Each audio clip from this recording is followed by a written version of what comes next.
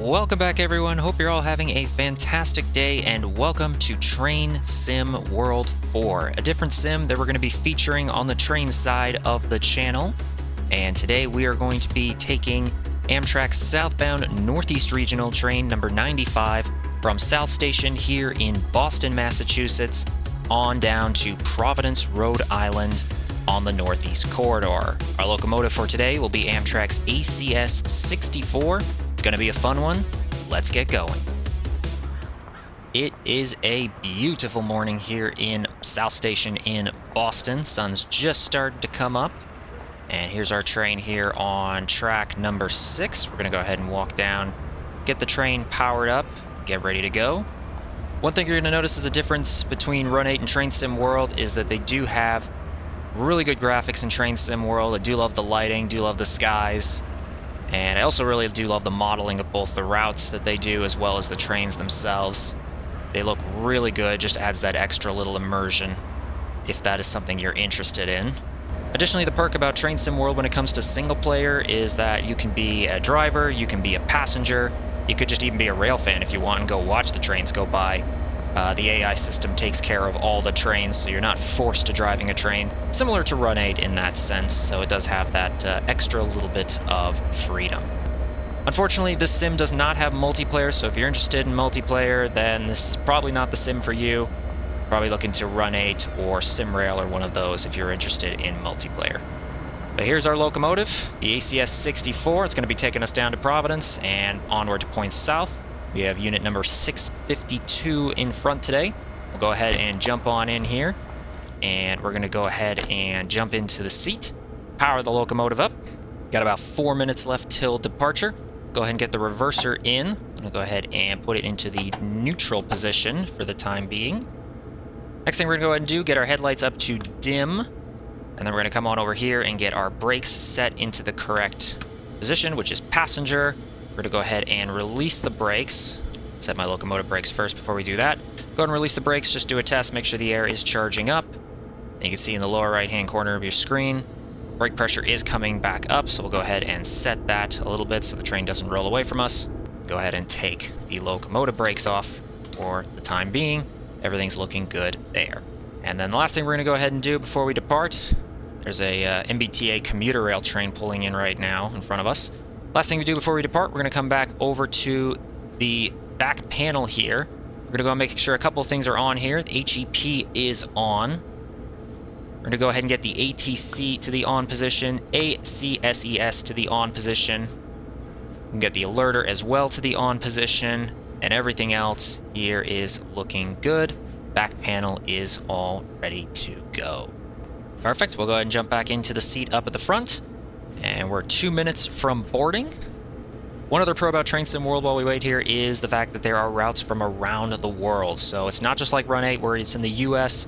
There are routes available in the US, UK, Germany, France, Switzerland, Austria, Canada, and eventually Japan is in development right now. So there is a pro there that they do have routes from around the world if you want to explore other countries. Some countries are more represented than others. US, UK, and Germany are the big three, with a few routes in the other countries, but it is still a nice feature to have that you can go around the world if that interests you.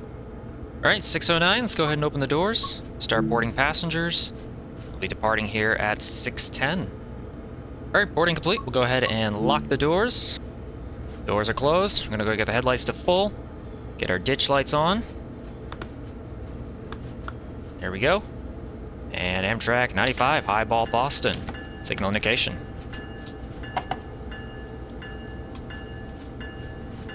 And away we go.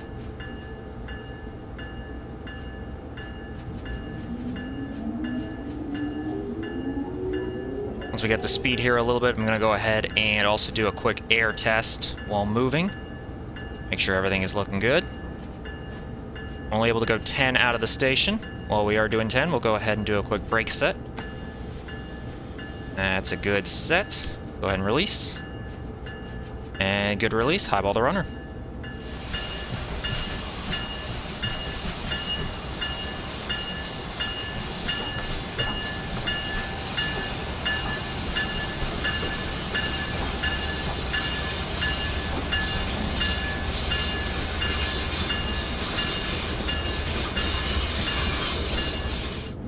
Okay, we just cleared yard limits of South Station, so we're going to go ahead and pick up the speed here, get up a little bit faster.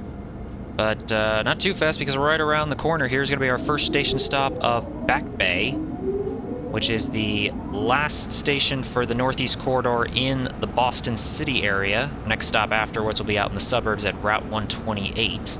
The route that we're on specifically today is the Northeast Corridor, Boston to Providence. Comes with the Amtrak ACS-64, the Amfleet cars that we have behind us, as well as MBTA commuter rail equipment. And then if you're really interested, you can also get the Acela Express as a DLC that also runs on this route.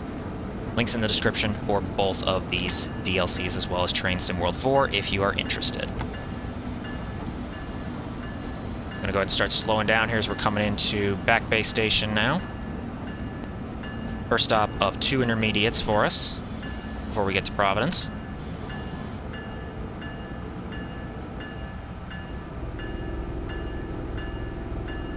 Go ahead and try and stop it right on the green marker here.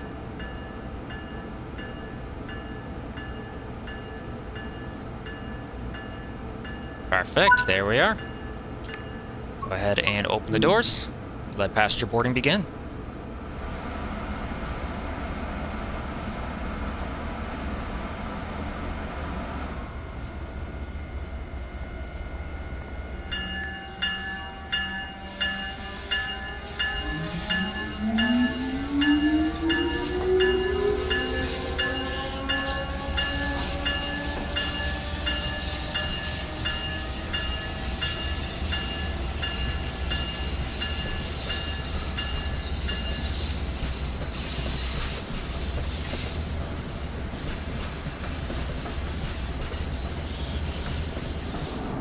Okay, we're starting to pick up speed as we exit the tunnel here out of Back Bay. We're able to go up to 120 miles an hour now. Max speed for the Northeast Regional trains is 125 when we get out of Boston, and it is 150 for Acela trains.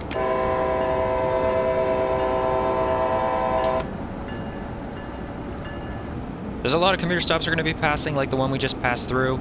Those are for the MBT commuter rail. We do not have to stop at them as an Amtrak train. Our next stop will be Route 128, as you can see in the top left corner, in 8 miles. And then the next stop after that will be Providence. So not many stops if you're into running Amtrak on this line, but still a fun route nonetheless. And if you're wondering why we are going so slow right now, we actually passed an approach medium signal back there, and now you can see we have a approach signal coming up right now. So we're going to be stopping here in a second. Start slowing down to 30 for that signal. It is 6 in the morning, it is rush hour, so I'm guessing we're following a train out. There was an Acela that departed ahead of us by about 5 or 10 minutes, so it shouldn't be too long of a wait. But it does look like we are going to be coming up to a red signal here shortly. Alright, we're updated to a clear. We can get back up to 120. We did just pass a commuter rail train. I'm guessing they just crossed over from our track onto the track to our right. And that's the reason we had the yellows, but we are now good to go. Back up to a clear. Continue on to Route 128.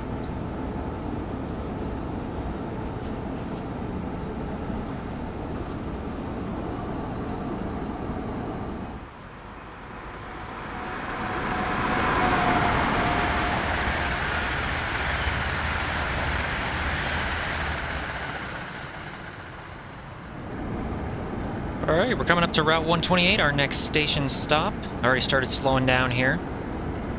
Looks like even though we did have to slow down for that commuter train in Boston, we are still on time.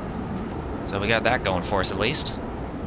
Okay, here comes the platform. We'll go ahead and get the bell on. Usually I want to be entering these stations about 30 miles an hour. That's kind of where I consider to be a good speed to enter the platform. It gives me enough time to slow down and stop at the correct location. A lot of people on the platform. You can tell it's rush hour. 6:28 in the morning. And take the brakes back off. Bring it on nice and slow into the stop. Put some brakes back on. And bring it to a stop right there. Perfect. Go ahead and get the doors open. Get some passengers boarded. And here we are, Route 128.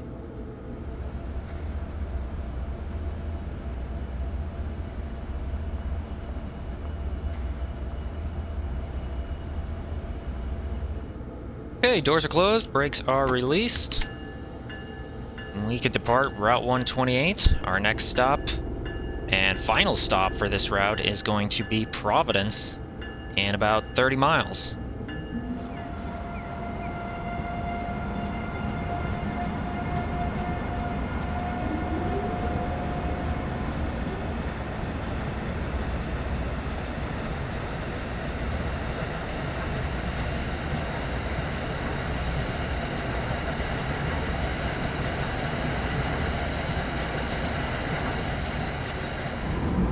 So while our next stop is going to be Providence, we actually are going to be passing through a lot of stations on the way. These stops are all for the MBT commuter rail trains. You can see we got one coming up here right now in front of us. Commuter rail trains stop here, we don't, and the Acela trains don't stop here either. We just get to blow right through at 100 plus miles an hour. And this is the plus about the route. If you are interested in US high-speed rail, there's not a lot of it, but this is one section in the sim where you can run high-speed Amtrak. This is also, I believe, the fastest place in the US for trains. The max speed is 125 for the regionals, 150 for the Acelas. And there's not another spot that I believe on the Northeast Corridor that you can get up to that speed. Most of it's usually 90, 100 when you get farther south towards New York and DC. Now, while Train Sim World does look great and provides a lot of different routes from around the world, and really just provides a lot of great amount of content for train simmers, there are some areas that definitely need improvement. One of the areas that needs improvement, sound and physics. Some of the routes, sound is great. Like this route, I do think the ACS-64 sounds great, but physics and sounds are meh in other routes, so just some fine-tuning there, similar to the fact that there are also a lot of bugs in this game, so just some fine-tuning with all the bugs and the sounds and physics in the game. Additionally, you're also going to find some of the routes from Train Sim World 2 and earlier do not have the sky and lighting that you see in Train Sim World 4. I would like to see all the routes converted into the new sky and lighting in the more modern Train Sim World, but that's up to the developers if they want to do that. Hopefully they do, though, because the lighting and sky in this sim is really nice. As I mentioned earlier, multiplayer is not a thing. Love to see multiplayer added in. And then another thing that a lot of people would like to see, myself included, would be route connectivity, basically giving you the ability to continue on a trip. This route, for example, Boston-Providence, you can only drive for a max of about an hour if you're running the Amtrak trains. I'd love to keep going all the way south of Providence on to New York, DC, all on one trip rather than just being only able to drive for a short hour and that's it. So love to see that added into the sim as well in the future. Similar to Run 8, that route connectivity. So if you're interested in running short trips, you can. If you're interested in running medium haul trips, you can. And if you're interested in running long haul trips, 6+ hours, you can do that as well. But overall, I do have fun with Train Sim World 4. I think as like any other sim, there's areas of improvement, but in general, this is definitely a fun game. Also a good game if you're a new train sim enthusiast. There's a lot of good tutorials. It doesn't really have a steep learning curve. Run 8 definitely has a lot steeper of a learning curve if you're new to train simulation. So this is a good start for you if you're new to Train Simulator and you'd like to try something out.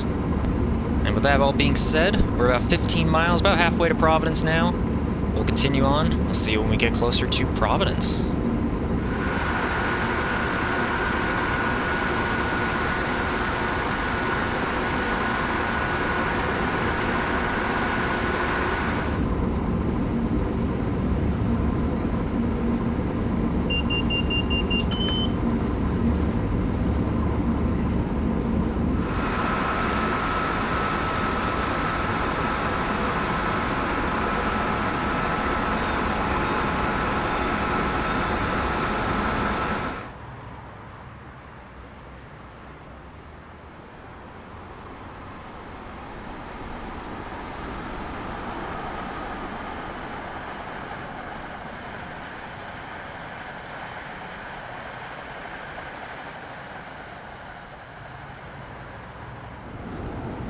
Alright, starting to come into Providence. There's our first signal that indicates we are getting close. Got the approach medium signal.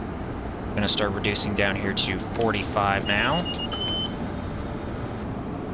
And then we have a 30 coming up as well into the station. And that'll be it for this trip. There's the approach signal. We'll start bringing the train down to 30 miles an hour as well, in preparation for a stop signal in the station. And here we come into Providence. Also, don't worry, for everyone who is enjoying the Run 8 videos, Run 8 will still be sticking around. We're just changing things up a little bit, adding some Train Sim World 4 content on top of Run 8, just to change things up. And here we are. Made to a stop. And we have made it to Providence. We'll go ahead and open the doors. Let all the passengers out.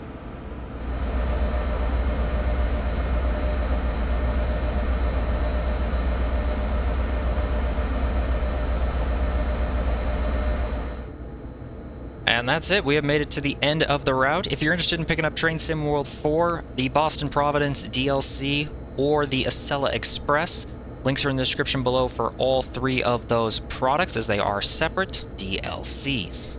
Wait for the passengers here to finish loading, and then we will have completed the run. Also going to close the doors here.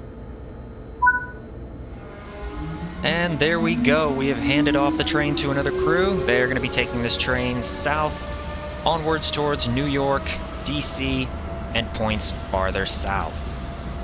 Thank you all for watching this first video of Train Sim World 4. Hope you enjoyed. If you did, be sure to hit that like button, subscribe to the channel for more content coming in the future. Also, don't forget to turn on the notification bell so you're notified every time we upload a new video. And I'll see you all in the next one.